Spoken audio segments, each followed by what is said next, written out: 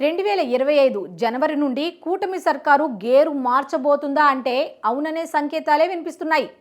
నూతన సంవత్సరంలో మహిళలకు శుభవార్తను అందించాలనే ఉద్దేశంతో మహిళలకు ఉచిత బస్సు పథకం జనవరి నుండి ప్రారంభించడానికి రంగం సిద్ధం చేస్తున్నట్లుగా తెలుస్తోంది. అలాగే అదే క్రమంలో అమరావతి, పోలవరం పనుల్లో కూడా వేగం పెంచనున్నట్లుగా తెలుస్తోంది. పెట్టుబడుల రాకతో కొత్త పరిశ్రమల స్థాపన జరగనున్నాయని ప్రచారం జరుగుతోంది. ఇక మరొక వైపు కూటమి ప్రభుత్వంపై ఒత్తిడి తీసుకురావాలని జగన్ ప్లాన్లు చేస్తున్నట్లు కూడా తెలుస్తోంది. ఈ నేపథ్యంలోనే జగన్కి ఆ ఛాన్స్ ఇవ్వకుండా కూటమి సర్కారు ఏ విధంగా ముందుకు వెళ్ళబోతోంది అనేది ఒకసారి చూద్దాం.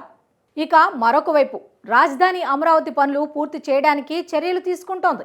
ఈ నేపథ్యంలో రాజధాని అమరావతి నిర్మాణానికి అవసరమైన నిధులను పలు సంస్థల నుండి రాబట్టడం జరుగుతోంది. ఈ నిధులతో రాజధాని అమరావతి పనులను పరుగులు పెట్టించనున్నారు అధికారులు. దీనికి సంబంధించి ఇప్పటికే ప్రణాళికలు కూడా పూర్తయ్యాయి. ఇక గతంలో ఇచ్చిన టెండర్లను రద్దు చేసి ఇప్పుడు కొత్తగా టెండర్లను పిలుస్తున్నారు. ఈ క్రమంలో జనవరి 1 నుంచి పనులు ప్రారంభించనున్నారు అధికారులు. వాట్సాప్ పాలన గనుక సక్సెస్ అయితే దేశమంతా ఏపీ వైపే చూస్తుందని సీఎం చంద్రబాబు అన్నారు. దేశంలో వాట్సాప్ ద్వారా సేవలు అందించే రాష్ట్రం మన ఆంధ్రప్రదేశ్ మాత్రమే అవుతుందని వ్యాఖ్యానించారు.